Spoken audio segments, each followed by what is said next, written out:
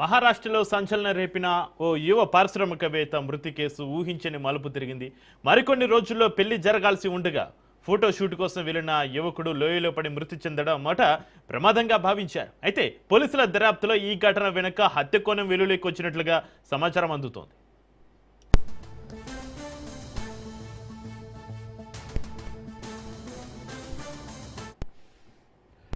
మహారాష్ట్రలో జరిగిన ఈ ఘటనలో యువ పారిశ్రామికవేత్త కేతన్ అగర్వాల్ తనకు కాబోయే భార్య సియా గోయల్ తోటి కలిసి ఫోటోషూట్ కోసం వెళ్ళినట్లుగా తెలుస్తుంది.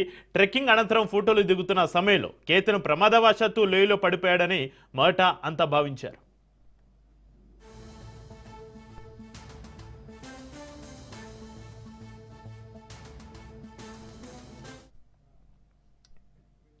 అయితే ఈ ఘటనపైన లోతుగా దర్యాప్తు చేపట్టిన పోలీసులు ఇది ప్రమాదం కాదని, పథకం ప్రకారమే జరిగిన హత్య కావచ్చని అనుమానిస్తున్నారు. ఈ కేసులో సియాకు సన్నిహితంగా ఉన్న ఓ యువకుడి పాత్రపైన కూడా అనుమానాలు వ్యక్తం కావడంతో ఇద్దరిని అదుపులోకి తీసుకుని విచారిస్తున్నట్లుగా సమాచారం అందుతోంది.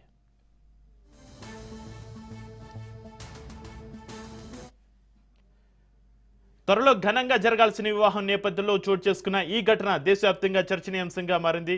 ప్రేమ, కుట్ర, నమ్మక ద్రోహం కోణాల్లో పోలీసులు దర్యాప్తు కొనసాగిస్తున్నారు. కేసుకు సంబంధించిన పూర్తి వివరాలు అధికారిక దర్యాప్తు అనంతరం ఇంకా వెలుగులోకి రావాల్సి ఉంది.